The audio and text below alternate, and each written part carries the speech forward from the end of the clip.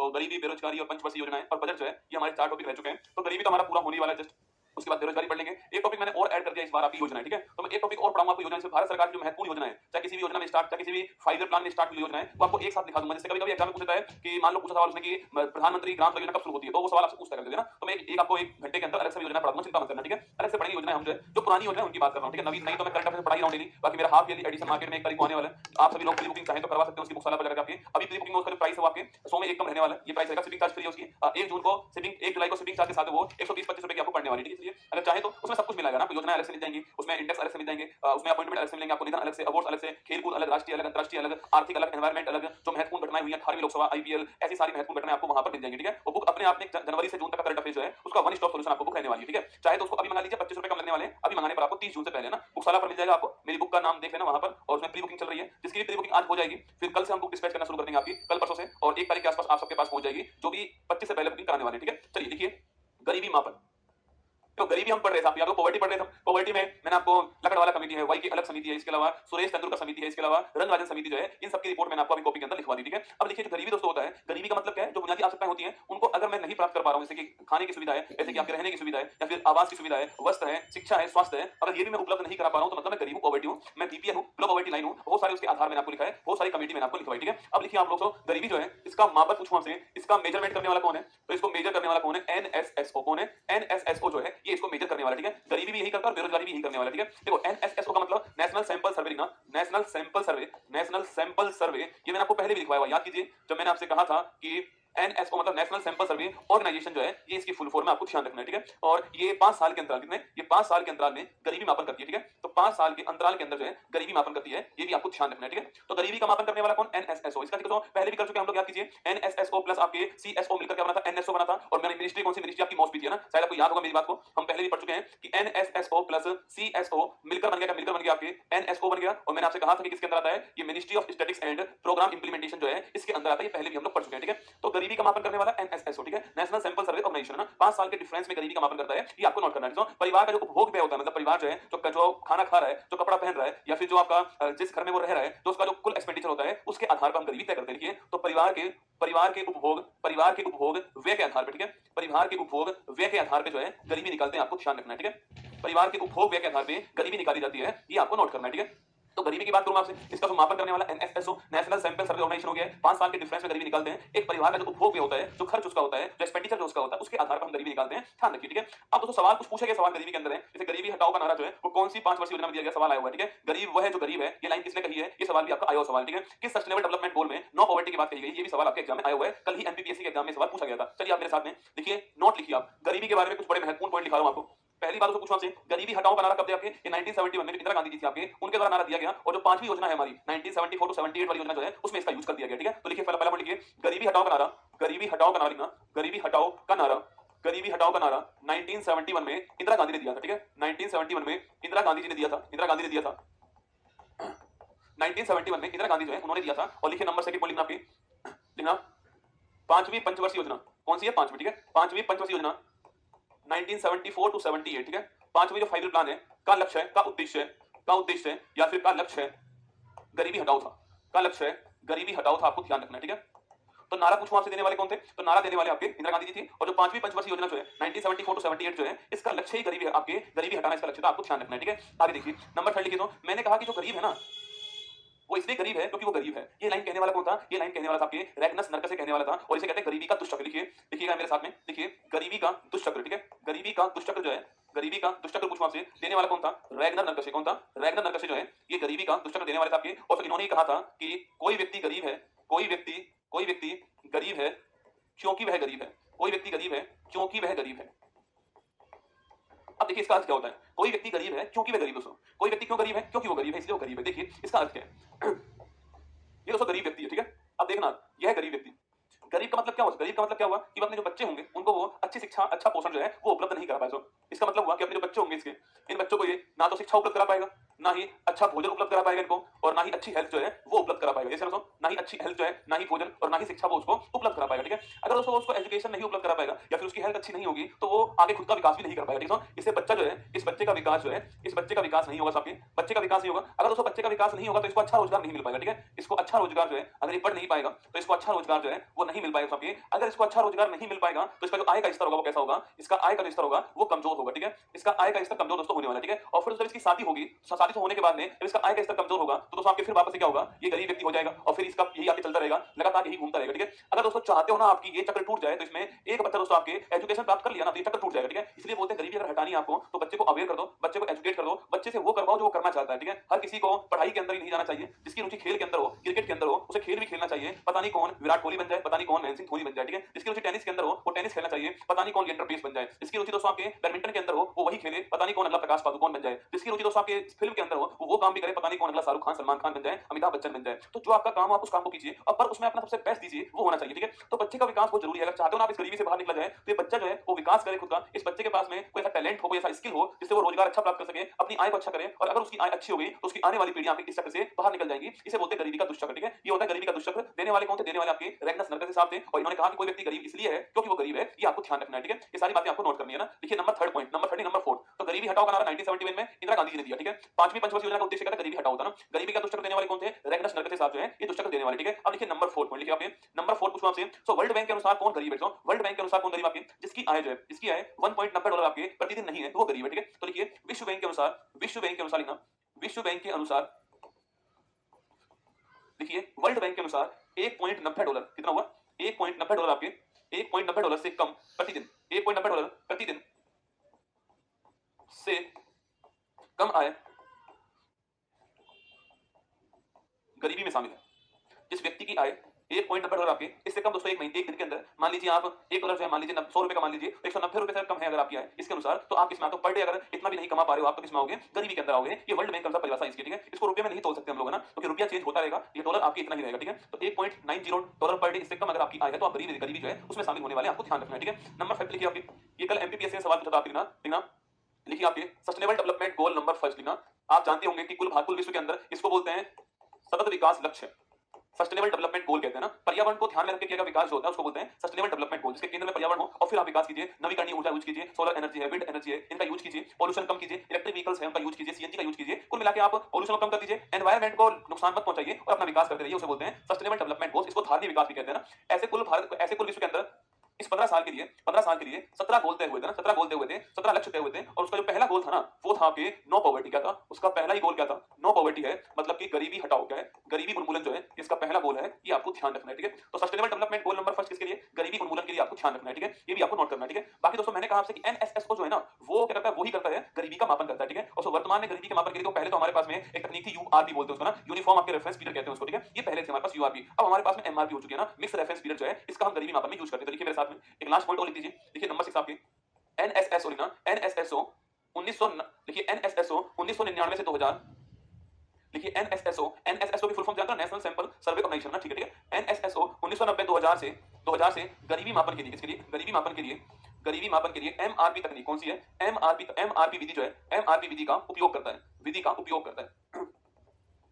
तो ये सारे जो मैं लिखा रहा हूं पॉइंट पे सारे सवाल एक्चुअली में आए हुए सवाल है अलग एग्जाम के अंदर गरीबी से, तो मैंने उनको पॉइंट बना के आपको लिखवा दिया। कभी-कभी सवाल रिपीट भी होता है, ठीक है। और एसएससी में तो खास तौर से होता है ना। एनएसएसओ 1999 2000 से गरीबी मापन के लिए एमआरपी विधि का उपयोग करता है, ठीक है। देखिए एमआरपी की फुल फॉर्म क्या है? इसकी फुल फॉर्म होती है मिक्स, लिखना मिक्स रेफरेंस प्राइस। क्या है? Mix reference price, mix reference period जो है ये इसकी फुल फॉर्म आपको ध्यान रखनी है, ठीक है। तो मिक्स रेफरेंस पीरियड जो है वो इसकी फुल फॉर्म है, ये आप नोट कीजिए, ठीक है। अब एक बार आप ना आगे लिख लीजिए मेरे साथ में कि पहले जो यूआरपी तकनीक है वर्तमान जो एमआरपी तकनीक है इसमें मेजर दोस्तों अंतर क्या है, ठीक है। चलिएगा आप लिखिए मेरे साथ में, लिखिए यूआरपी, पहले हम ये यूज करते थे यूआरपी, ठीक है। अब करते हैं कौन सा? अब करते हैं एमआरपी। कौन सा करते हैं? एमआरपी करते हैं, ठीक है। देखो यूआरपी पूछूं आपसे, इसकी फुल फॉर्म क्या है? देखिए यूनिफॉर्म। क्या है? यूनिफॉर्म रेफरेंस पीरियड जो है वो इसकी फुल फॉर्म है, ठीक है। और एमआरपी पूछूं आपसे, इसकी फुल फॉर्म क्या है? मिक्स रेफरेंस पीरियड जो है ये इसकी फुल फॉर्म आपको ध्यान रखनी है, ठीक है। तो यूआरपी आपकी यूनिफॉर्म रेफरेंस पीरियड हो गया और एमआरपी हमारा मिक्स रेफरेंस पीरियड हो गया, आप नोट कीजिए, ठीक है। तो यूआरपी जो है ना इसकी फुल फॉर्म है यूनिफॉर्म रेफरेंस पीरियड, ठीक है। इसमें केवल 230 दिन का जो उपभोग होता है ना, केवल हम वही शामिल करते हैं इसमें ना। इसमें जो है 30 दिन का जो उपभोग होता है हमारा, 30 दिन का जो उपभोग होता है, कंज्यूम जो होगा आपके, जो हमारा खर्चा जो होता है, वो शामिल किसमें करते हैं? यूआरपी में करते हैं, ठीक है? तो 30 दिन का जो उपभोग होता है, वो यूआरपी में आपके शामिल होता है, ठीक है? वही दोस्तों 30 दिन का उपभोग वर्तमान में एमआरपी में शामिल है, ठीक है? आपने दाल खाया, आप दाल खा रहे हो, आप चीनी खा रहे हो, आपके आटा है, सब्जी है, नमक है आपके, जो 30 दिन आप लगातार यूज करने वाली चीजें होती हैं, जो लगातार हम डेली यूज करते हैं कि हम डेली मान लेते हैं आटा जो है, रोटी खा रहे हैं, इसके अलावा चीनी आपके पी रहे हैं चाय के अंदर, नमक खा रहे हैं, सब्जी खा रहे हैं, कोई और चीज हो गई आपकी जो डेली खाने वाली चीज होती है ना, जो 30 दिन तक हम लगातार खा रहे हैं, उनको शामिल इसमें भी करेंगे, ठीक है? देखिए आपके, तो इसमें भी आपके, इसमें भी आपके, इसमें भी ये तो शामिल होने वाला है, कौन सा? 30 दिन का जो उपभोग व्यय है, वो तो इसमें भी शामिल होगा, ठीक है? 30 दिन का जो उपभोग व्यय है, जैसे कि देखिए, जैसे कि आपके ये डेली यूज है, डेली यूज जो चीजें होती है ना, डेली आपकी यूज होती है, जैसे कि आपके आटा हो गया, लिखना आटा है, सब्जी है, आटा सब्जी दूध है, आटा सब्जी दूध दाल नमक हो गया, ये डेली यूज होने वाली चीज है, ठीक है? इनके ऊपर आपका कितना उपभोग व्यय होता है, ये तो इसमें शामिल दोस्तों हो चुका है, ठीक है? बाकी दोस्तों ऐसी 5 वस्तुएं जो रिपीट हो रही है ना, जो रिपीट होती है आपके, उनको शामिल करेंगे, ठीक है? आप दोस्तों डेली तो नहीं खाते हो, आप डेली तो नहीं खाते उनको, पर उसको महीने में आप 5 बार खा ही लेते हो ना, 5 वस्तुएं जो रिपीट होती रहती हैं आपके, उनको भी हम इसमें शामिल करते हैं। मान लीजिए कि मैं दोस्तों डेली तो आपके, डेली तो मैं दही नहीं खाता हूं, ठीक है? ऐसा मान लीजिए मैं डेली दही नहीं खाता हूं, पर 2-4-5 दिन में एक बार दही खाता रहता हूं, ठीक है? मैं छाछ पीता रहता हूं 2-4-5 दिन में एक बार जो है, या फिर मैं जो है समोसा खाता रहता हूं 2-4-5 दिन में एक बार, ठीक है? या फिर मैं उसके स्थान पे चाय जो है वो डेली तो नहीं पीता हूं, पर 2-4-5 दिन में कभी खड़ी पर बैठ गया तो वहां पर पी लेता हूं। तो 5 ऐसी वस्तुएं जो रिपीट होती रहती हैं, डेली यूज नहीं होती है पर रिपीट होती है, उनको भी शामिल करते हैं। देखिए आपके 5 वस्तुएं जो 5 वस्तुएं जो रिपीट होती रहती हैं, 5 वस्तुएं जो रिपीट होती रहती हैं, आप लिख दीजिए यहाँ पर, डेली यूज तो नहीं होता है ना, डेली यूज जो है वो तो नहीं होता है, पर रिपीट होती रहती है, ठीक है? हर 2-4-5 दिन में एक बार जो है मैं उसको लेता रहता हूँ, खाता रहता हूँ, पर डेली तो नहीं खाता हूँ, ठीक है? डेली तो नहीं खाता हूँ, इसलिए वो वस्तुएं भी इसमें हम शामिल करेंगे, ठीक है? तो वो वस्तु जिनको हम मैं डेली खाता रहता हूँ, जैसे चाय, जैसे दाल सब्जी आटा नमक, ये सब तो इसमें भी शामिल था, इसमें भी शामिल था, पर इसमें एक्स्ट्रा शामिल के रूप में क्या हो चुका है? 5 वस्तुएं जो रिपीट होती रहती है, इसमें उसको भी शामिल किया गया है, फिर गरीबी का मापन किया जाएगा, ठीक है? आपने सुना होगा कि केवल जीना ही, केवल श्वास लेना जीना थोड़ी रसगुल्ला, गरिमापूर्ण जीवन होना चाहिए इंसान का ना। केवल आटा दाल सब्जी रोटी खाकर आप बोलो कि यार ये गरीबी से बाहर है, नहीं। कुछ वस्तुओं होगी शामिल करो जो मतलब वो शौक के तौर पे भी खाता रहता है, उसके लिए जरूरी होती है, शौक के तौर पे आपके डेली तो नहीं खाता है, पर उनको खाने के बाद में उसको संतुष्टि मिलती है ना, वो भी शामिल करो। मान लो कि जैसे पनीर हो गया, आप डेली तो नहीं खाते हो पनीर है, लेकिन 2-4-5 दिन में एक बार जो है आप जो है, जैसे मान लो संडे के दिन आप बोलते हो पनीर जो है स्पेशल बनाएंगे संडे वाले दिन, तो वो हम शौक के तौर पे शामिल करते हैं। इसको खाने के बाद संतुष्टि हमें मिलती है ना, ये तो सारी चीजें हमें जीवन निर्वाह के लिए जरूरी है।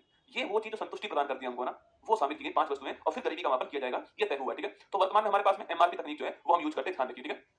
तो ये गरीबी का मापन तो हमने कर लिया, ठीक है? गरीबी की विधि कौन-कौन सी वो भी हम पढ़ चुके हैं ना। अब गरीबी संबंधित 2 वक्र हैं जिनको आपको ध्यान से देखना पड़ेगा। एक तो है लॉरेंज वक्र, और एक लॉरेंज वक्र के अनुसार एक कोएफिशिएंट होता है, इसको बोलते हैं गिनी गुणांक। तो लिखिए आप मेरे साथ में,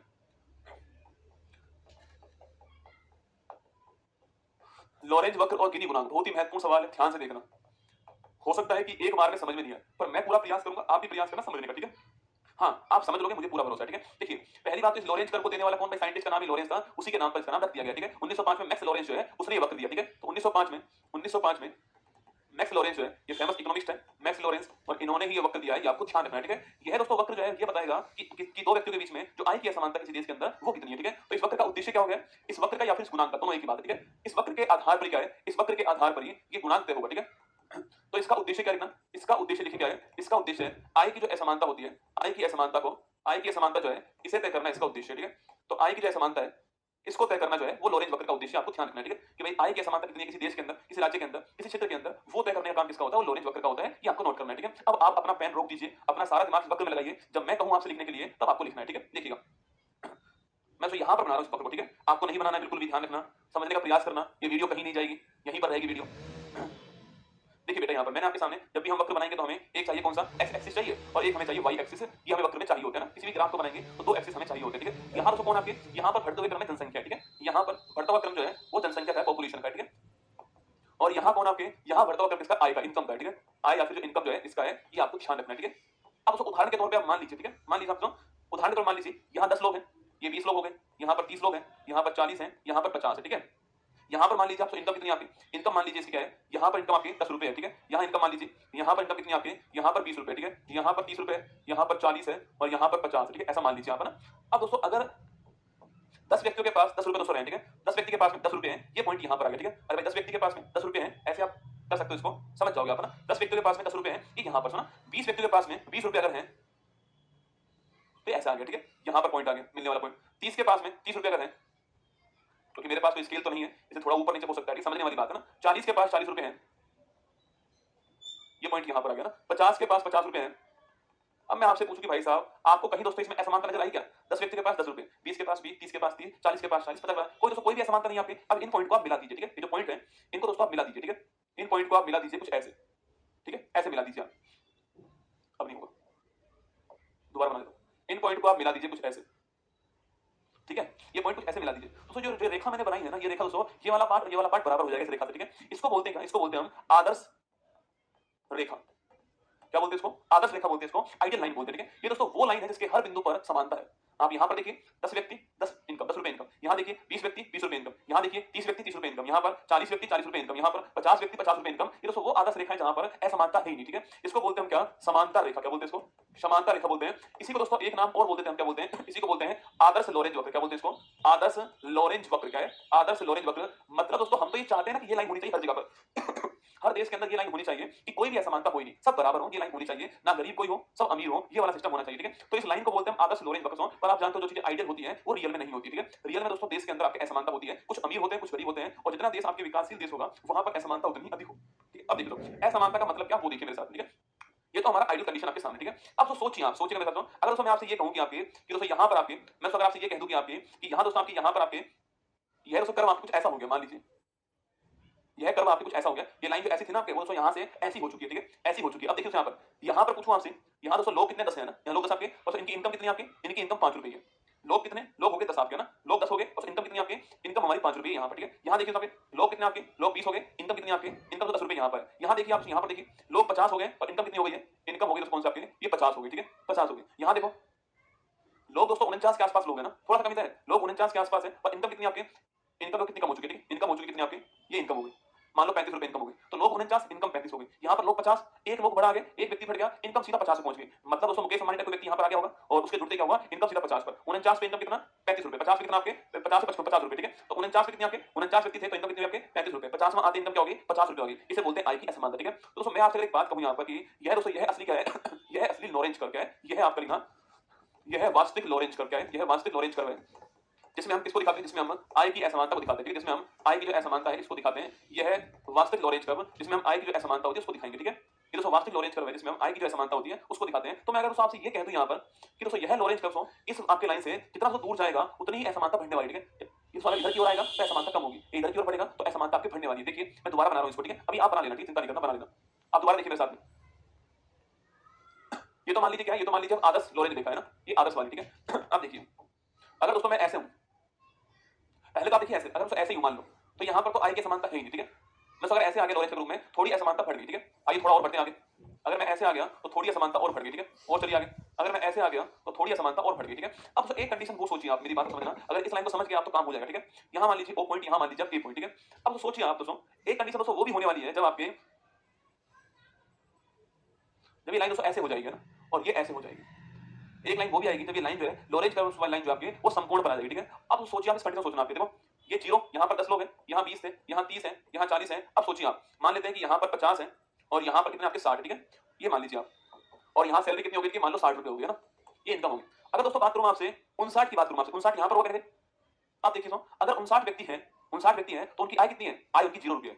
अच्छा यहीं पर तो है ना, अगर दोस्तों 59 व्यक्ति भी हैं तो उसकी आय कितनी होगी आपकी, उसकी आय होगी 0 रुपए। मतलब 59 जो लोग हैं ना उसकी आय 0 रुपए से जैसे 60 पर पहुंचा तो आय कितनी होगी 60 रुपए, 60 पर पहुंचती आय कितनी होगी 60 रुपए, 59 तक आपकी आय कितनी 0 रुपए, तो 59 तक 0 रुपए आए और 60 में तो 60वां व्यक्ति ऐड हुआ तो आय कितनी होगी, आय होगी आपकी 60 रुपए।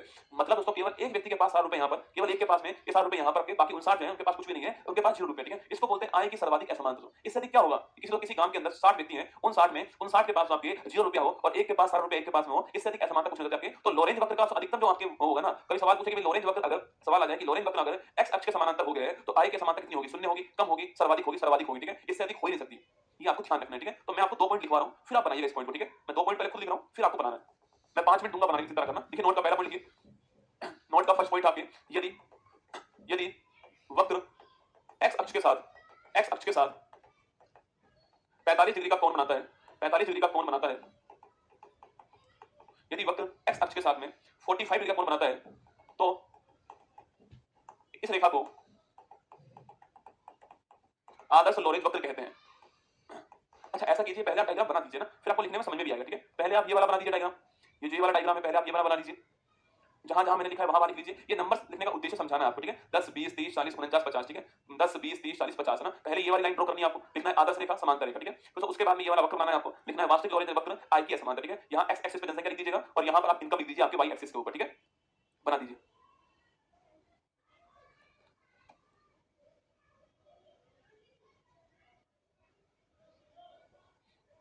जितना हम इस लाइन से दूर जाएंगे उतना ही हमारा आय की असमानता बढ़ने वाली। मैंने अभी तक कहा जब यहाँ पहुंच जाएंगे तो आय की असमानता सर्वाधिक हो जाएगी। यही तो कह रहा हूँ आपसे, जितना जितना आप इस लाइन से दूर बढ़ेंगे हमारी आय की जो असमानता बढ़ती जाएगी, और जब हम यहाँ पहुंच जाएंगे तो हमारे आय की जो असमानता है सर्वाधिक हो जाएगी। यही तो आपसे कह रहे हैं हम भी। ये समझाने के लिए लिखा हुआ है ना केवल। आप तो ये बना लीजिए, इस पर आदर्श लॉरेंज वक्र लिख दीजिएगा। अब इसकी थ्योरी आगे लिखाऊंगा, ठीक है। इस पर लिख दीजिए वास्तविक लॉरेंज वक्र लिख दीजिए इसके ऊपर। अब ये बनाइए आप लोग, इसको ऐसे बनाना, ठीक है। इसको मैं चाहूं तो मैं दोबारा खुद बना दूं, जिससे आपको थोड़ा बनाने में आसानी होगी। मैं दोबारा खुद बना दूं इसको, जिससे आपको थोड़ा बनाने में आसानी हो जाएगी। देखिए मेरे साथ में, एक लाइन ऐसे खींच दीजिए और एक ऐसे खींच दीजिए। यहाँ x लिख दीजिए, यहाँ y लिख दीजिए, और एक लाइन बीचों बीच कर दीजिए, ठीक है। इस पर लिख दीजिए आदर्श रेखा लिख दीजिए सीधा। और फिर आप क्या कीजिए, फिर आप जो है ऐसे बना दीजिए। ये पहला हो गया, मतलब मैं नीचे की ओर बढ़ रहा हूं, मतलब आय की असमानता बढ़ रही है, ठीक है। और फिर आप क्या कीजिए, फिर आप एक ऐसे खींच दीजिए और यहाँ पर ऐसे खींच दीजिए, ठीक है। यहाँ पर नंबर लिख दीजिए, समझने के लिए आसान रहेगा।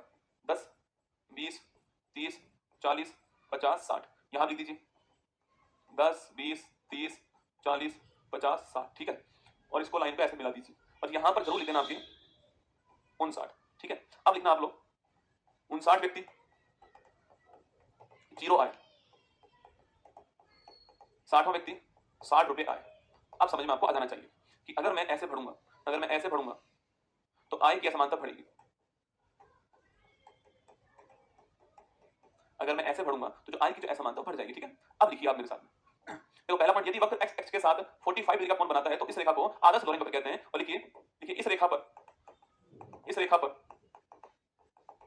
पूर्णतः आय की समानता होती है। इस रेखा पर पूर्णतः आय की समानता होती है, ठीक है। नंबर सेकंड पॉइंट लिखिए, नंबर सेकंड पॉइंट लिखिए, वास्तविक लॉरेंज वक्र में, वास्तविक लॉरेंज वक्र में आय की असमानता को प्रदर्शित किया जाता है, ठीक है। नंबर थर्ड लिखिए, आदर्श लॉरेंज वक्र से, आदर्श लॉरेंज वक्र से वास्तविक लॉरेंज वक्र की दूरी बढ़ने पर, वास्तविक लॉरेंज वक्र, आदर्श लॉरेंज वक्र से वास्तविक लॉरेंज वक्र की दूरी बढ़ने पर आय की असमानता बढ़ती है। मैं पता है क्यों लिखवा रहा हूं आपकी सारी बातें, जिससे आप बाद में अगर पढ़ोगे ना इसको तो आपको समझ में आती है मैं क्या कहना चाह रहा हूं। ऐसा ना हो कि आप सोचो कि यार डायग्राम बनवाया क्यों था, इसलिए मैं आपको उसकी थ्योरी भी लिखवा रहा हूं, ठीक है। आदर्श लॉरेंज वक्र से वास्तविक लॉरेंज वक्र की दूरी बढ़ने पर आय की असमानता बढ़ती है, आपको ध्यान रखना है, ठीक है। नंबर 4 पॉइंट लिखिएगा, नंबर लिखिए 4 पॉइंट लिखिए, यदि सबसे महत्वपूर्ण पॉइंट, यदि वास्तविक लॉरेंज वक्र एक्स अक्ष के समानांतर हो जाए, यदि वास्तविक लॉरेंज वक्र एक्स अक्ष के समानांतर हो जाए तो, यदि वास्तविक लॉरेंज वक्र एक्स अक्ष के समानांतर हो जाए तो आय की असमानता सर्वाधिक हो जाएगी।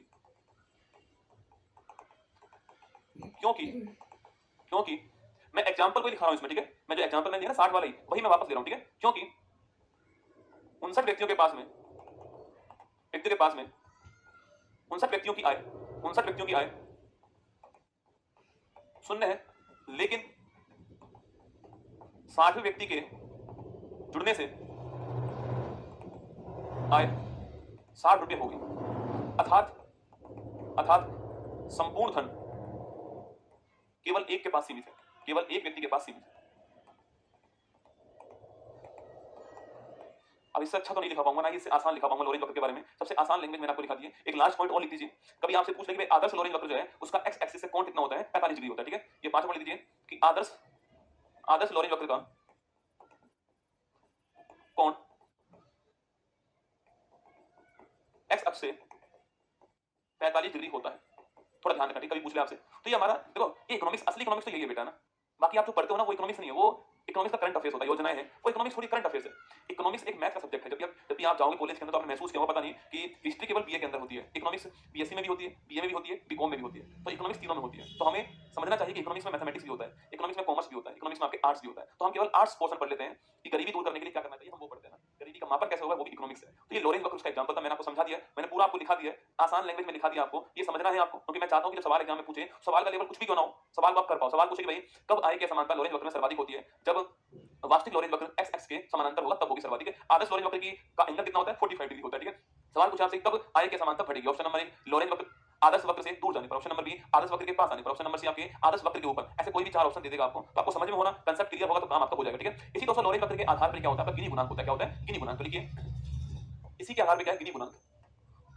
वैसे अधिकांश लोग पढ़ाते नहीं है इसको ना, पर मेरा सिद्धांत के टॉपिक पढ़ा रहा हूं तो मैं पूरा पढ़ा दूंगा आपको, ठीक है। तो गिनी गुणांक जो है ये भी हमारे लिए महत्वपूर्ण टॉपिक बन जाता है, ठीक है। पहली बात तो गिनी नाम का व्यक्ति था, इकोनॉमिस्ट था, उसने इटली के रहने वाले थे, उन्होंने 1912 के अंदर इसको दिया, ठीक है। तो 1912 के अंदर प्रतिपादन हुआ इसका, और करने वाले कौन थे? गिनी साहब करने वाले थे, और ये इटली के रहने वाले थे, ये भी आपको ध्यान रखना है, ठीक है। इटली दोस्तों हमारे लिए बड़ा महत्वपूर्ण है, ठीक है। हाँ, हमारे लिए इटली इस समय बहुत ही महत्वपूर्ण है। इटली का पिज्जा भी इतना फेमस नहीं जितना आपके जॉर्जियो मेलोनी है भाई साहब। और कुछ दिनों पहले जो वीडियो आया था ना, जॉर्जियो मेलोनी थी और हमारे प्रधानमंत्री मोदी जी थे, और सेल्फी वीडियो टाइप था जिसमें बोलती है कि हाय हम मेलोडी हैं, तो मेलोडी खाओ खुद जान जाओ, ठीक है। तो गिनी गुणांक देखिए आप दोस्तों, पहले आप वही एक बार वापस से बना दीजिए जो हमने पहले भी बनाया हुआ है। ये एक्स एक्सिस है, ये वाई एक्सिस है, और मैंने कहा आपसे ये क्या है, ये हमारा जो आदर्श रेखा है वो है ये तो हमारी, और यहीं पर दोस्तों आप जो है यहीं पर आप बना लीजिए कि ये हमारा क्या है, ये हमारा लॉरेंज वक्र, ठीक है।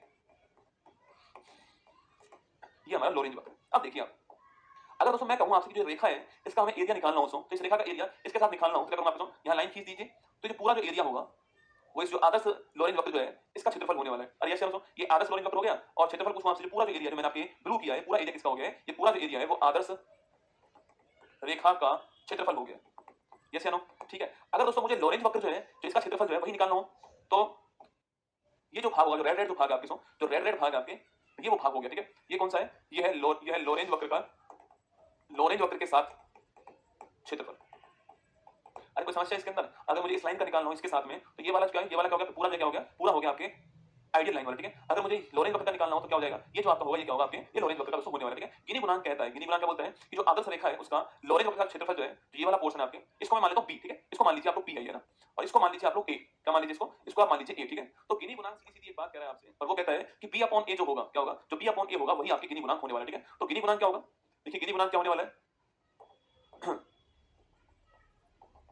गिनी गुणांक क्या होगा, ये होगा b अपॉन a। b का मतलब आदर्श रेखा के साथ लॉरेंज वक्र का क्षेत्रफल, का क्षेत्रफल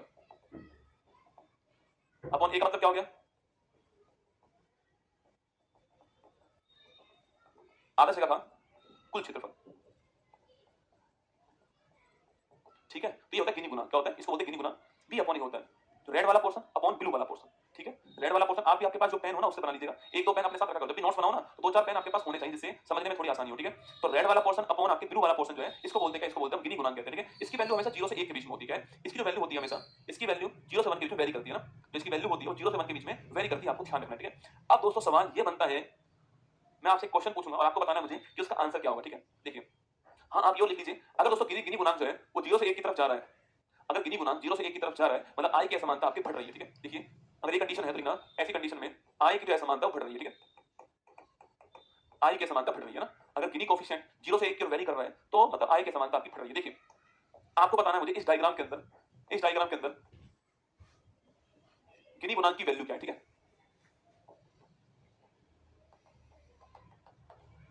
यही आदर्श रेखा है और यही क्या है, यही आपके लॉरेंज वक्र, ठीक है। आपको बताना है मुझे इस आपके इंडेक्स के अंदर, इस डायग्राम के अंदर गिनी गुणांक कितना होगा, ठीक है। एक और बना दीजिए, एक्स वाई, ये आदर्श रेखा हो गई,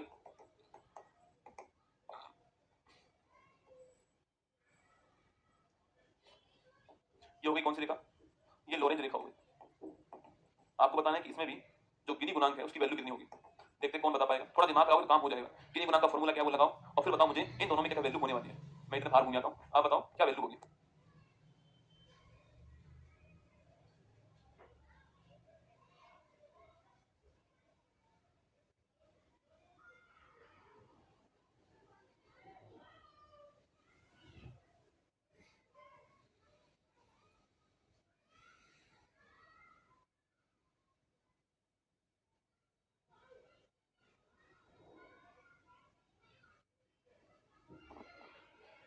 हाँ इसको क्वेश्चन नंबर 1 बना दो, इसको 2 बना दो।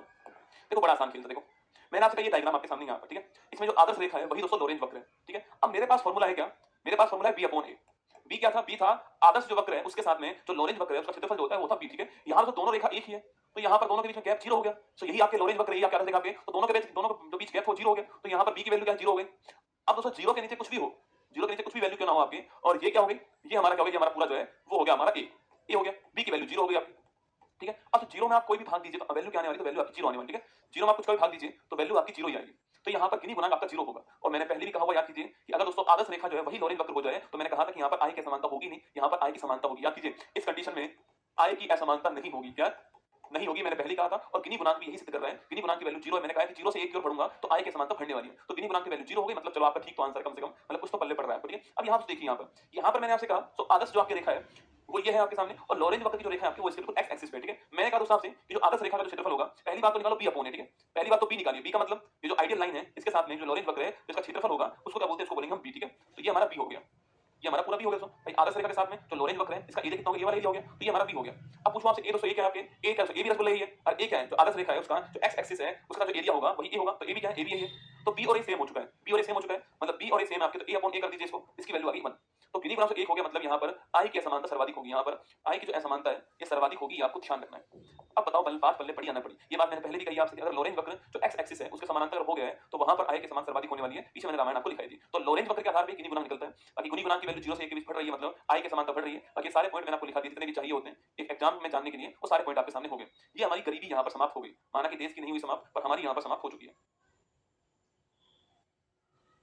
चलो अब लिखो बेरोजगारी, देखो अनएम्प्लॉयमेंट, देखो बेरोजगारी अनएम्प्लॉयमेंट, बेरोजगारी अनएम्प्लॉयमेंट। पहले समझ लो कि बेरोजगारी होती क्या है। आप और मैं सोचते हैं कि शायद कि जितने लोग बिना इनकम के घूम रहे हो बेरोजगार नहीं। दोस्तों कुछ लोग अपनी मर्जी से बेरोजगार भी होते हैं ना। जैसे मान लेते हैं, आपका एग्जांपल लेते हैं कि अभी दोस्तों ऐसा हो सकता है कि आप अपनी पढ़ाई में लगे हुए हैं, इसलिए आप कोई और रोजगार लेना ही नहीं चाहते हैं। आप सोच रहे हैं कि हम तैयारी करेंगे और 2-3 साल के अंदर हमारी भर्ती हमारी ज्वाइनिंग हो जाएगी, सब कुछ ठीक ठाक रहा तो हमें नौकरी मिल जाएगी, हम गवर्नमेंट जॉब करेंगे। तो आप बेरोजगार नहीं होना, ये गलती मत करना कि आप बेरोजगार नहीं हो, आप अपनी इच्छा से बेरोजगार हो। बेरोजगारी क्या होती है वो आपको समझाते हैं इकोनॉमिक्स के अंदर आज हम जो है। तो आज के बाद आपको तय करना है कि आप बेरोजगार हो या नहीं, वो आपको तय करना है। ठीक है, मैं बहुत ही खतरनाक डायग्राम, मतलब बेरोजगारी का इससे अच्छा डायग्राम नहीं हो सकता। ये बेरोजगारी में कहीं आपको मिलेगा भी नहीं, मैं बना रहा हूं आपके सामने, आप बनाना मेरे साथ में। एक ही डायग्राम के अंदर बेरोजगारी जो है उसकी रीढ़ की हड्डी पकड़ लेंगे हम लोग जो है कि बेरोजगारी होती क्या है। देखिए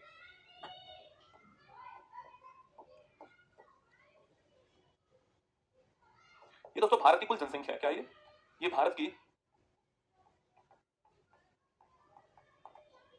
कुल जनसंख्या है, टोटल पॉपुलेशन है भारत की। ये भारत की कुल जनसंख्या है, टोटल पॉपुलेशन भारत के आपके सामने।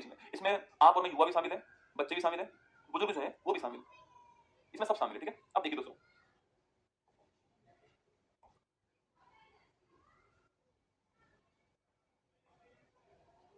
चलो अपने हाथ से बनाता हूं। अब देखिए, अगर दोस्तों इसमें से मैं जो बूढ़े बच्चों को निकाल दूं, मान लो ये जो संख्या है ना वो बच्चे बूढ़ों की है, किसकी है? बच्चे की और बूढ़े की। अगर मैं इनको बाहर निकाल दूं तो ये वो गोला है, ये जो दूसरा गोला बनाइए वो गोला है जिसके अंदर केवल वो जनसंख्या है जो काम कर सकती है।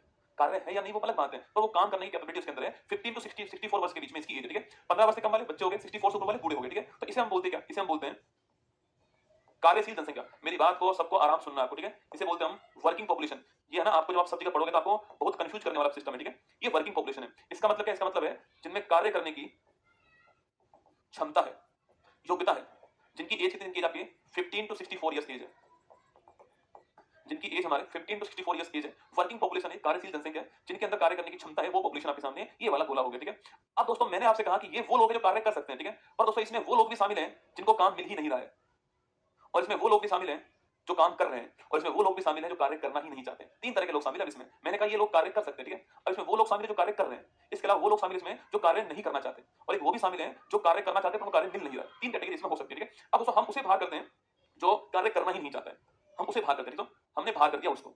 ये जो गोला बना है देखना, ये वो है जो आपके एक्चुअली बेरोजगार। ठीक है, कार्य करना नहीं चाहते, ये कार्य करना नहीं चाहते, ये अपनी मर्जी से क्या है, ये अपनी मर्जी से बेरोजगार। ठीक है, ये एक्चुअली बेरोजगारी है, मतलब मैं चाहता हूं बेरोजगार रहूं तो ये वो बेरोजगारी है। अब इसके बहुत सारे कारण हो सकते हैं। ठीक है, कोई बच्चा गवर्नमेंट जॉब की तैयारी कर रहा है तो वो क्यों और तैयारी करेगा, क्यों और जॉब करेगा? नहीं करेगा, तो गवर्नमेंट जॉब वाला जो है वो भी इसमें शामिल। ठीक है, अगर मान लो कि भाई मैं बीए पास हूं, मैं एमए पास हूं और मुझे जॉब मिलती है 10वीं पास की, तो मैं मेरी इच्छा नहीं है उसको करने की, तो वो भी इसमें शामिल। ठीक है, तो ना सही मजदूरी ना मिले, सही काम ना मिले, सही मजदूरी ना मिले आपकी, तो वो भी इसमें आता है। ठीक है, तो कार्य करना नहीं चाहते, मैंने उनको बाहर कर दिया। ठीक है, अब दोस्तों जो बचा हुआ घेरा बचा आपके सामने, जो बचा हुआ घेरा बचा है, इसे क्या बोलते हैं? इसे बोलते हैं हम लोग क्या, इसे बोलते हैं हम लोग आपके, ये जो बचा हुआ घेरा बचा है, अब दोस्तों इसमें बेरोजगारी आपकी तय होने वाली है। इसको बोलते हैं लेबर फोर्स। क्या बोलते हैं इसको? इसे कहते हैं हम लोग लेबर फोर्स, श्रम बल। क्या बोलते हैं इसको? लेबर फोर्स कहते हैं, श्रम बल कहते हैं। ठीक है, अब दोस्तों इस लेबर फोर्स में वो लोग भी शामिल है जो रोजगार में है, और इसके अलावा वो लोग भी शामिल है जो आपके क्या है, जो आपके रोजगार करना चाहते हैं, उनकी इच्छा पर रोजगार उनको नहीं मिल रहा है। ठीक है, तो इसमें दोस्तों आपके इसमें मान लेते हैं आप, यह जो लोग हैं मान लेते हैं, ये जो रेड मैंने बनाया है, ये रेड दोस्तों वो लोग हैं, ये वो लोग हैं जो रोजगार करना चाहते हैं लेकिन रोजगार नहीं मिल रहा है, नहीं मिल रहा है। और इसे क्या बोलते हैं? इसे ही बोलते हैं बेटा बेरोजगारी, अनएम्प्लॉयमेंट। देख रहे हो? देखो, सरकार जब आंकड़े पेश करती है ना आपके सामने, सरकार बोलती है कि भारत की 2% पॉपुलेशन बेरोजगार है। पर दोस्तों आप एक बात बताओ मुझे, सरकार किसका बोलती है? सरकार बोलती है इसका। आंकड़ों का खेल है इकोनॉमिक्स है ना, आपको जब चाहे वैसे कोई बेवकूफ बना सकता है। किसी के पास मान लो 10,000 बच्चे पढ़ते हैं, ठीक है, और मान लो उसमें से 10 बच्चे सेलेक्ट हो गए, तो ये नहीं बताएगा आपको 10,000 में 10 हुए ना, वो बोलेगा 10 सेलेक्ट हो गए। तो आंकड़ों का खेल है। सरकार बोलती है कि भारत की 2% पॉपुलेशन गरीब है, तो क्या लिया उसने? ये वाला लिया। तो जबकि बेरोजगारी होती क्या है? बेरोजगारी ये होती है, इस गोले के अंदर हमें काम करना था पर हमने इस गोले में काम किया।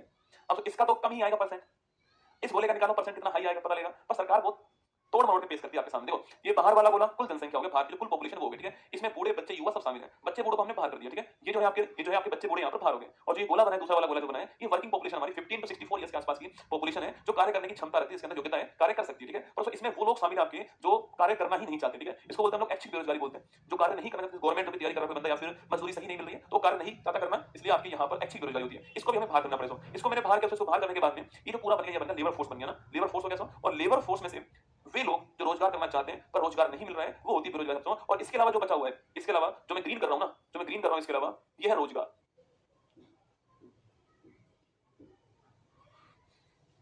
सरकार जब रोजगार के आंकड़े देती है तो ये देखिए श्रम बल में इतना परसेंट रोजगार है, और सरकार जब बेरोजगारी बोलती है तो बोलती है कि कुल जनसंख्या में इतनी बेरोजगारी है। तो सरकार सरकार रसगुल्ला, अखबार भी तुम्हारा है, सरकार भी तुम्हारी है, तुम झूठ को सच लिख दो, सब कुछ तुम्हारा है। देखिएगा, जो मैंने ग्रीन किया है ना, ये ग्रीन है रोजगार, इसको बोलते हैं एम्प्लॉयमेंट। तो लेबर फोर्स का ग्रीन वाला पार्ट रोजगार हो गया, रेड वाला पार्ट क्या? रेड वाला पार्ट आपका बेरोजगारी हो गया है, ये आपको ध्यान रखना है। तो एक बार इसको बना लो आराम से, गलती मत करना, क्योंकि ये डायग्राम आपके दिमाग में आप 10-5 बार बनाओगे ना, सब कुछ सेट हो जाएगा। वरना आप याद नहीं कर सकते। अगर आप चाहते हो कि मैं डेफिनेशन लिखा दूं, आप याद कर लोगे, भूल जाओगे, पर ये डायग्राम आपको याद रहेगा। सबसे बड़ा डायग्राम कुल जनसंख्या वाला, उसके अंदर बच्चे बूढ़े हटा दो तो वर्किंग पॉपुलेशन हो गया ना, फिर उसके अंदर जो कार्य करने की इच्छा इसके अंदर नहीं है उसको बाहर करो तो लेबर फोर्स हो गया। लेबर फोर्स में जो रोजगार के अंदर है वो रोजगार हो गया, और जो बेरोजगार है आपके वो कौन हो गया? बेरोजगार हो गया। जो रोजगार करना चाहता है पर रोजगार मिल ही नहीं रहा है, कोई भी मजदूरी वो रोजगार कर लेगा पर रोजगार होना भी चाहिए, वो होता है बेरोजगारी।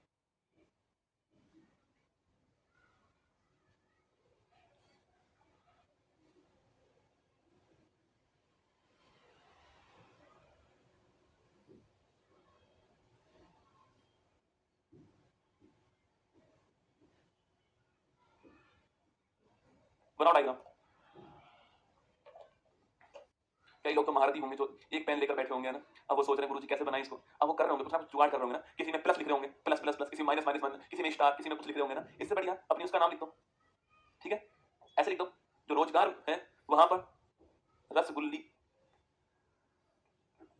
और जो बेरोजगार रेड वाला है तो वहां पर लिख दो रसगुल्ला। ये भी अच्छा तरीका है भाई। वो तो रोजगार नहीं है दोस्तों ना, बेरोजगार तो आप ही हो। महिलाओं को 50% आरक्षण हमारे यहाँ पर मिल चुका है थर्ड ग्रेड एग्जाम में, तो ये डायग्राम एकदम सही साबित होगा ना कि रोजगार में रसगुल्ली है, तू बेरोजगार है, तू लगा हुआ है उसके चक्कर में, तू बेरोजगार रहेगा वो रोजगार में लग गई, ठीक है। लिख लिया? अभी दिखा रहा हूँ ये सारी बातें, एक पेज में आपको लिखा दूंगा अलग से, चिंता मत करो। चलो लिखो, देखो नंबर फर्स्ट लिखो, देखो वर्किंग पॉपुलेशन, लिखना कार्यशील जनसंख्या, कार्यशील जनसंख्या। तो लिखिए जो कुल जनसंख्या उसमें से जिनकी एज 15 to 64 ईयर्स की एज है और जो कार्य करने की योग्यता रखते हैं, सक्षम है, उन्हें बोलते हैं वर्किंग पॉपुलेशन। लिखना 15 to 64 ईयर्स वर्ष की उम्र वाले ऐसे व्यक्ति कार्य करने की क्षमता रखते हो। मतलब 15 to 64 ईयर्स जो एज है ना, उसको बोलते हैं वर्किंग पॉपुलेशन बोलते हैं। इनमें कार्य करने की क्षमता इनके अंदर होती है। बच्चे और बूढ़े बाहर है ना, लिख दीजिए कुल जनसंख्या माइनस, ठीक है, ऐसे लिख दीजिए। नंबर सेकंड लिखिए लेबर फोर्स, इसको बोलते हैं श्रम बल, लिखिए लेबर फोर्स, इसे बोलते हैं श्रम बल। तो वर्किंग पॉपुलेशन, कार्यशील जनसंख्या, अगर इसमें से मैं ऐच्छिक बेरोजगारी निकाल दूं, अगर जिनको काम करना ही नहीं है ना, ये कौन है आपकी? ये वो है जिनमें कार्य करने की इच्छा ही नहीं है, ठीक है, जिनमें कार्य करने की इच्छा है ही नहीं, उनको बाहर निकालो, ऐच्छिक बेरोजगारी माइनस कर दो। तो वर्किंग पॉपुलेशन में से अगर मैं आपके ऐच्छिक बेरोजगारी निकाल दूंगा तो लेबर फोर्स श्रम बल आपका तैयार हो जाएगा। इसको तैयार रखना है, ठीक है। नंबर थर्ड लिखिए, नंबर थर्ड लिखिए बेरोजगारी, अनएम्प्लॉयमेंट क्या होती है? लिखिएगा श्रम बल का वह भाग, श्रम बल का वह भाग जिसके पास कोई रोजगार नहीं है, जिसके पास कोई रोजगार नहीं है लेकिन वह कार्य करने की इच्छा रखता है, उसकी तो इच्छा है कार्य करने की, पर उसको कोई काम मिल ही नहीं रहा है, तो वो एक्चुअली में आपकी बेरोजगारी होती है। इसी के बहुत सारे नाम है। इसी को अनैच्छिक बेरोजगारी बोलते हैं आपके। अनैच्छिक मतलब मैं अपनी इच्छा से बेरोजगार नहीं हूँ, अनैच्छिक मुझे रोजगार मिल ही नहीं रहा, ठीक है। इसी को हम लोग खुली बेरोजगारी बोलते हैं ना, इसी को हम लोग खुली बेरोजगारी बोलते हैं, ठीक है। तो अनैच्छिक बेरोजगारी कहते हैं इसी को, इसी को हम लोग आपके खुली बेरोजगारी बोलते हैं, आपको ध्यान रखना है, ठीक है। तो working population, labour force, unemployment की 3-4 पॉइंट मैंने आपको लिखा दिया, इसमें थोड़ा ध्यान रखिएगा। देखो एक पेज को मैंने समराइज करके आपको उसको मैंने अलग से लिखवा दिया, जिससे समझना पड़े आपको आसान रहे। कभी आज के बाद टर्म आया आपके सामने लेबर फोर्स, वर्किंग पॉपुलेशन, तो आप कंफ्यूज ना होगा ना कि यार ये कैसे आ गया। तो जो लोग आज भी ये मानते हैं कि भाई जिसके पास रोजगार है वो रोजगार, जिसके पास नहीं है वो बेरोजगार, तो वो गलत मानते हैं, ठीक है। हमें उसमें से बहुत सारी चीजें बाहर करनी पड़ेंगी, बच्चे बूढ़े बाहर करने पड़ेंगे, हमें उसमें से वो लोग बाहर करने पड़ेंगे जो रोजगार करना चाहते नहीं है ना, जिनकी इच्छा नहीं है, वो चाहते पढ़ना चाहते हैं अभी है ना, तो बेरोजगार नहीं है, ठीक है। चलिए अब देखिए बेरोजगारी के प्रकार कौन कौन से, देखिए टाइप्स। देखो टाइप में 2-3 टाइप हमारे काम के, बाकी तो मैं आपको 4-5 लिखाऊंगा, पर 2-3 टाइप आपको थोड़ा ध्यान रखना है, ठीक है। देखिए घर्षण बेरोजगारी, फ्रिक्शनल, देखो घर्षण बेरोजगारी, फ्रिक्शनल आपके अनएम्प्लॉयमेंट। देखिए फ्रिक्शनल अनएम्प्लॉयमेंट, जब दोस्तों कोई व्यक्ति कंपनी स्विच करता है ना अपनी, या फिर जॉब छोड़ता है, तो बीच में कुछ टाइम के लिए बेरोजगार होता है, ठीक है। मान लो कोई व्यक्ति एप्पल कंपनी के अंदर है और वो अपनी जॉब छोड़ता है और कंपनी में ट्राई करता है, ट्राई करने के दौरान वो बेरोजगार रहता है। मान लो उसके बाद उसकी जॉब माइक्रोसॉफ्ट में लग जाती है, जो बीच का जो टाइम था ना जिस समय वो बेरोजगार था, उसको बोलते हैं हम लोग घर्षण बेरोजगारी, आपके फ्रिक्शनल अनएम्प्लॉयमेंट बोलते हैं, ठीक है। देखिए एक जॉब को छोड़ने के बाद, एक जॉब को छोड़ने के बाद दूसरी जॉब के मिलने से पहले की बेरोजगारी। मान लेते हैं रसगुल्ला जो है अभी जॉब कहां कर रहा है, अभी जॉब कर रहा है मान लेते हैं गूगल कंपनी के अंदर, इसने स्विच कर दिया यहां से कहां पर, एप्पल कंपनी के अंदर स्विच कर दिया इसने। तो ये जो बीच का जो टाइम पीरियड आपके, इसको बोलते हैं फ्रिक्शनल अनएम्प्लॉयमेंट, ठीक है। इसको बोलते हैं हम लोग फ्रिक्शनल अनएम्प्लॉयमेंट, घर्षण बेरोजगारी बोलते हैं, ठीक है। जब आप जॉब स्विच करते हो तो बीच में जो टाइम आप क्या बोलते हैं बेरोजगार रहते हो ना, उसको बोलते हैं फ्रिक्शनल अनएम्प्लॉयमेंट, ठीक है। सेकंड लिखिए शिक्षित बेरोजगारी, देखिए नंबर 2 शिक्षित बेरोजगारी। आप में से अधिकांश लोग इसमें हैं, ठीक है। आप में से अधिकांश लोग इसमें हैं भाई, आपको आपकी योग्यता अनुसार काम नहीं मिल रहा है, इसलिए आप नहीं कर रहे। आप मान लेते हैं आप इंजीनियर है ऐसा मान लीजिए, और आपको जॉब तो मिल रही है, पर आपकी जॉब जो मिल रही है आपको मिल रही है मान लेते हैं 15,000 रुपए महीने में मिल रही है, पर आपका जो योग्यता है वो आपकी 1 लाख रुपए महीने के हिसाब से, तो आप उस जॉब को ले ही नहीं रहे हो। आपके सामने जॉब तो है पर आप उस जॉब को नहीं ले रहे क्योंकि आपकी जॉब आपकी योग्यता से मैच नहीं कर रही है, इसलिए आप उसको नहीं ले रहे, ठीक है। तो इसको बोलते हैं शिक्षित बेरोजगारी। क्या बोलते हैं इसको? शिक्षित बेरोजगारी। आपकी योग्यता अनुसार कार्य नहीं मिलना, ठीक है, वो होती है शिक्षित बेरोजगारी, है ना। योग्यता अनुसार कार्य नहीं मिलना। नंबर 3 लिखिए चक्रीय बेरोजगारी, रोटेशनल अनएम्प्लॉयमेंट। क्या है? रोटेशनल अनएम्प्लॉयमेंट, चक्रीय बेरोजगारी। चक्रीय जो बेरोजगारी आपके, कभी दोस्तों ऐसा होता है कि बाजार में तेजी है तो रोजगार अधिक मिल रहा है लोगों को, मजदूरी दर भी अधिक मिल रही है, ऐसा होता है। और जब बाजार आपके मंद पड़ा हुआ है तो बेरोजगारी बढ़ रही है, लोगों को रोजगार नहीं मिल रहा है, तो इसे क्या बोलते हैं? इसको बोलते हैं हम लोग आपकी चक्रीय बेरोजगारी, ठीक है। सर्कुलर बोलते हैं इसको, सर्कुलर। कि जब बाजार में तेजी और मंदी के कारण उत्पन्न बेरोजगारी, बाजार में तेजी आई तो रोजगार बढ़ गया, बाजार में मंदी आई तो रोजगार कम हो गया, तो बाजार में तेजी और मंदी के चक्रीय प्रभाव लिख लो ना, मंदी के चक्रीय प्रभाव का चक्रीय प्रभाव के कारण उत्पन्न बेरोजगारी क्या होती है? हमारी फ्रिक्शनल बेरोजगारी होती है, ध्यान रखिएगा, सॉरी चक्रीय बेरोजगारी होती है ना। नंबर 4 लिखिए मौसमी बेरोजगारी। देखो अभी तक हमने कौन कौन सी पढ़ ली? आपकी फ्रिक्शनल पढ़ ली, एक जॉब छोड़ के दूसरे में गया आप, वो फ्रिक्शनल हो गया, ठीक है। इसके अलावा हमने आपको पढ़ा दी कौन सी? आपकी चक्रीय पढ़ा दिया ना, मंदी तेजी, इसमें जो बेरोजगारी उत्पन्न होती है वो आपके सर्कुलर वाली होती है, ठीक है। एक मैंने आपको लिखा है कौन सी? शिक्षित वाली लिखा दिया ना, मतलब आपकी योग्यता अच्छा करने की, आपको उसके लायक जॉब नहीं मिल रही है तो आप बेरोजगार बैठे हुए, वो शिक्षित होती है ना। एक होती है मौसमी बेरोजगारी। गन्ने का जूस अभी चल रहा है वर्तमान में, तो लोग उसमें लगे हुए हैं, रोजगार ले रहे हैं, ठीक है। पर जब वो जूस समाप्त हो जाएगा, सर्दी आते ही, तो फिर वो लोग बेरोजगार हो जाएंगे, ठीक है। वो दोस्तों फिर उसके स्थान पे सर्दी जब आएंगी तो आपके मूंगफली बेचना शुरू कर देंगे, ठीक है। वही दोस्तों दिवाली आने पर वो लोग जो है पटाखे बेचना शुरू कर देंगे, होली आने पर वही लोग आपके रंग बेचना शुरू कर देंगे। तो मौसम के अनुसार जो बेरोजगार रहते हैं उनको बोलते हैं हम क्या? मौसमी बेरोजगारी, ठीक है। तो मौसम के अनुसार बेरोजगार, मौसम के अनुसार रोजगार मिलता है। एग्जाम्पल लिख दीजिए, गन्ने का जूस, गन्ने का जूस, मूंगफली, पटाखे, कुछ भी लिख दीजिए आप, जो भी मौसमी होता है वो इसमें आता है। अब सबसे महत्वपूर्ण जो बची हुई है वो है छिपी बेरोजगारी। एग्जाम में इसका सवाल अगर अनएम्प्लॉयमेंट एग्जाम में आता है तो छिपी वाला आता है। अब देखिए नंबर 5 छिपी बेरोजगारी सबसे महत्वपूर्ण है। अब लास्ट दो दोनों महत्वपूर्ण, ठीक है। छिपी या फिर प्रछन्न बेरोजगारी, छिपी लिख दीजिए या फिर प्रछन्न लिख दीजिए, दोनों एक ही बात है, ठीक है। छिपी या फिर प्रछन्न बेरोजगारी जो है, तो नाम से स्पष्ट है, छिपे हुए बेरोजगार, ठीक है। इसको डिसयूज कहते हैं ना, क्या बोलते हैं इसको? डिसयूज कहते हैं, डिसयूज अनएम्प्लॉयमेंट। नाम में स्पष्ट है छिपे हुए बेरोजगार, ठीक है। देखिएगा यह दोस्तों आपका खेत था, ये खेत है, और इस खेत में मान लेते हैं आप, जब इस खेत में एक व्यक्ति काम करता है तो आप मान लीजिए 2,000 रुपए की फसल होती है, 2,000 नहीं आप मानिए 20,000 रुपए जो है इतने की फसल होती है अगर एक व्यक्ति इसमें काम करे, ठीक है। वही दोस्तों हुआ क्या, इस व्यक्ति के 2 बेटे, इसकी वाइफ, ठीक है, और इसकी बेटी, ये चारों लोग भी आपके यहीं पर काम करना शुरू करते हैं, ठीक है? मतलब ये व्यक्ति कितने हो चुके हैं? 1+4 हो चुका है। ये सारे काम करते हैं और सारे काम करके भी जो 20,000 रुपए है वही कमाते हैं। तो दोस्तों यहाँ पर जो लोग एक्स्ट्रा काम कर रहे हैं उनको ऐसा लग तो रहा है कि वो रोजगार कर रहे हैं क्योंकि वो मेहनत कर रहे हैं, पर दोस्तों असल में अगर वो अकेला व्यक्ति भी काम करता है इस फील्ड के ऊपर तो भी उतना ही रोजगार होता, तो भी उतनी ही आय होती है, तो भी उतनी ही फसल होती है। पर वो चार लोग जो लगे हुए हैं उनको ऐसा फील हो रहा है कि वो रोजगार के अंदर है, पर असल जिंदगी में वो रोजगार के अंदर नहीं है क्योंकि उनसे कुल आय में कोई भी प्रभाव नहीं पड़ रहा है। अगर दोस्तों एक्स्ट्रा लोग लगने से कुल आय पर कोई प्रभाव ना पड़े तो इसको हम बोलते हैं कि इसकी जो मार्जिनल प्रोडक्टिविटी जो है वो जीरो है। जो एक्स्ट्रा लोग लगे हैं उनकी जो उत्पादकता वो जीरो है, इसको हम बोलते हैं, इसको छिपी हुई बेरोजगारी बोलते हैं, इसको प्रश्न बेरोजगारी बोलते हैं, इसी को हम आपके डिस्क्यूज एम्प्लॉयमेंट कहते हैं, ठीक है? तो लिखिए मेरे साथ में सबसे महत्वपूर्ण पॉइंट लिखना आपके इसमें कि इसके अंदर देखिए जब कुछ अतिरिक्त व्यक्तियों के जुड़ने से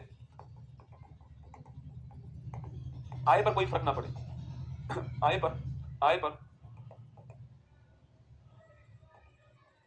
कोई भी फर्क नहीं पड़े। जब कुछ अतिरिक्त व्यक्तियों के जुड़ने से आय पर कोई भी फर्क नहीं पड़े तो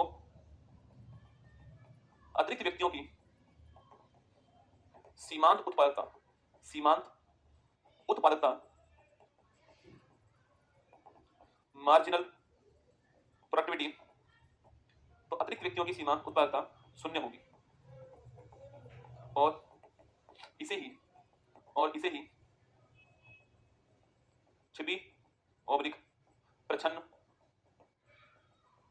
बेरोजगारी कहते हैं, और इसे ही छिपी या फिर प्रछन्न या फिर डिफ्यूज बेरोजगारी कहते हैं। इसको बताने वाला ये सर्वाधिक किसमें मिलती है? सर्वाधिक आपकी जो प्राइमरी सेक्टर है वही मिलती है, ठीक है? कहां मिलती है सर्वाधिक आपकी? यह मैक्सिमम कहां मिलती है? एग्रीकल्चर में मिलती है। एग्रीकल्चर जो है, कृषि जो है वहां सर्वाधिक मिलती है। इसको बताने वाला कौन था? रॉबिन्सन बताने वाला था इसको 1936 के अंदर। इसको बताने वाला कौन? रॉबिन्सन है। 1936 जो है इसमें इसने बताया, आपको ध्यान रखना है, ठीक है? तो उत्पादन कितना बढ़ा? अगर उत्पादन नहीं बढ़ा तो फिर क्या लॉजिक हुआ? वो छुपे हुए बेरोजगार हैं, उनको ऐसा लग रहा है कि वो रोजगार के अंदर है पर उनके रोजगार से कोई फायदा नहीं हो रहा है। इसलिए मैंने आपसे कहा कि यहाँ पर इसको बोलते हैं हम लोग डिस्प्यूट अनएम्प्लॉयमेंट कहते हैं, छिपी हुई बेरोजगारी कहते हैं इसको हम लोग, या प्रचंड बेरोजगारी कहते हैं। ये सब आपको ध्यान रखना है, ठीक है? एक लास्ट बेरोजगारी और है, आप इसको नोट कर लीजिएगा।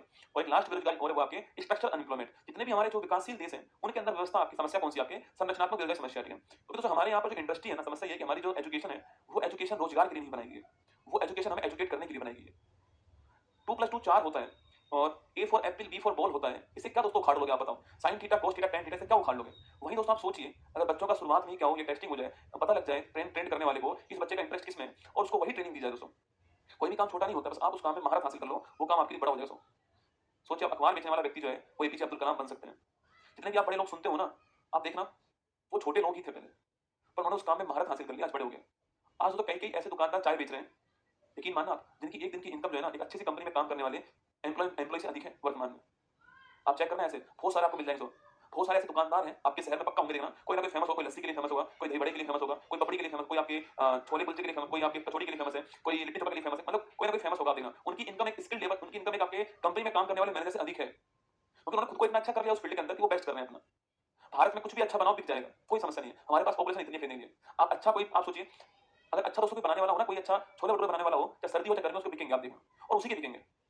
क्वालिटी जिसके पास अच्छी होगी, जिसके पास स्किल लेवल होगी, उस काम करने की महारत उसके हाथ में होगी, वो काम चला लेगा। तो हमारे यहाँ पर दोस्तों एजुकेशन दी जा रही है, पर वो एजुकेशन कोई नौकरी के लिए नहीं दी जा रही है, आपको स्किल करने के लिए नहीं दी जा रही है। केवल आपसे कहा जा रहा है कि पढ़ लो, पेपर में आएगा, छाप के आ जाना, आपकी नौकरी लग जाएगी। नौकरी लगने के बाद क्या करोगे? फिर ट्रेनिंग देंगे आपको। अरे वो ट्रेनिंग पहले दो ना, जिसको फुटबॉलर बनना है उसको फुटबॉलर पहले बनाओ। वोकेशनल ट्रेनिंग हमारे यहाँ पर नहीं है, व्यावसायिक ट्रेनिंग हमारे यहाँ पर नहीं है। जो विकसित देश है ना, तो यहाँ पर आपके देखते हो 18 वर्ष के बाद बच्चे को पैसा नहीं मिलता है घर से, खुद कमाना पड़ता है। हमारे यहाँ पर बच्चा 20 साल 22 साल 25 साल 30 साल डिपेंड है किसके ऊपर?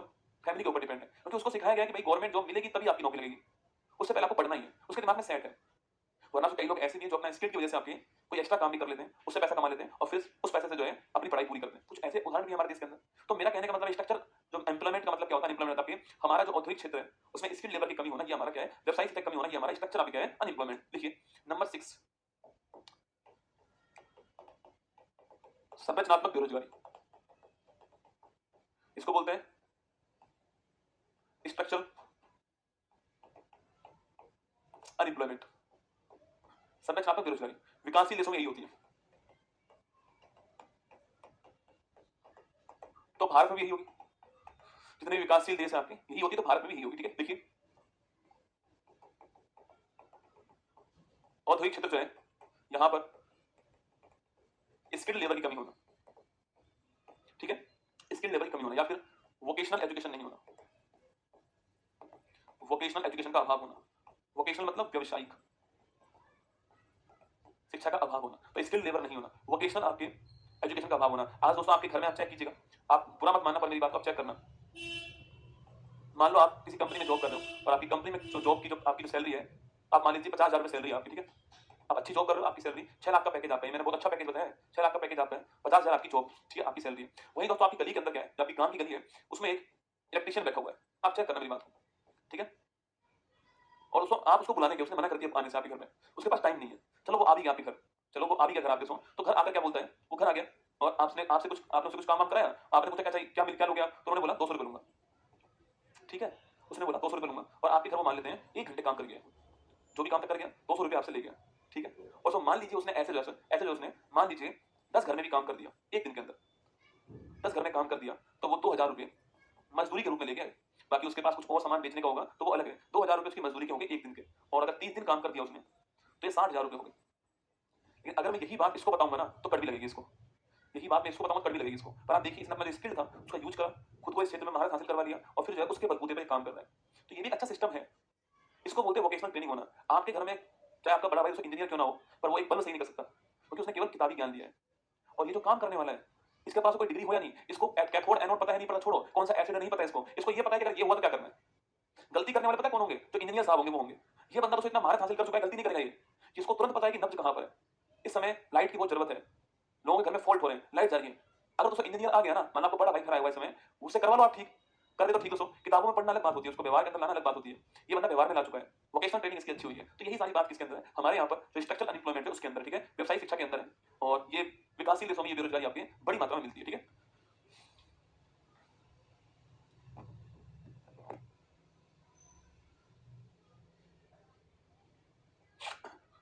चलिए तो आप यहाँ तक हम रखते हैं आज इसको।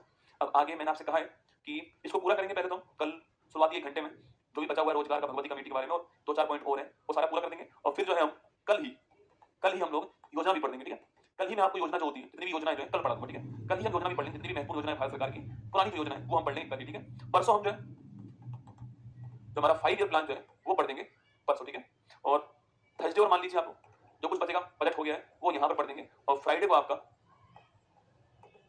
जो आधुनिक इतिहास है वो शुरू कर देंगे, ठीक है। फ्राइडे को आधुनिक इतिहास शुरू कर देंगे ना। एक जो मेरी जो बुक है, आप बुकशाला पर जब जाओगे तो वहां पर आपको प्री बुक का लिखा हुआ मिल जाएगा। अगर वो आउट ऑफ स्टॉक हो गया चिंता मत कीजिएगा, वैसे नहीं हुआ होगा, मुझे पूरा भरोसा है, मैंने टीम को बोला हुआ है कि नहीं होगा। आप उसको 30 से पहले मंगा लीजिएगा, अगर आपको ऑनलाइन मंगानी है तो, क्योंकि आपको 25 रुपये एक्स्ट्रा देने पड़ेंगे 30 के बाद, क्या मतलब उससे। अगर आपको लगता हो कि मुझे ऑनलाइन मंगाना है तो उसको मंगा लीजिएगा। आपका पैसा वसूल बुक है, 160 पेज की बुक है, मैं आपको 99 रुपये में घर पहुंचा रहा हूँ, आपके देख लीजिए, मतलब 20 रुपये जो शिपिंग चार्ज है वो हम दे रहे हैं, तो आपको तो 80 रुपये की पड़ गई, 20 रुपये तो हमने भेजने का चार्ज दिया आपको।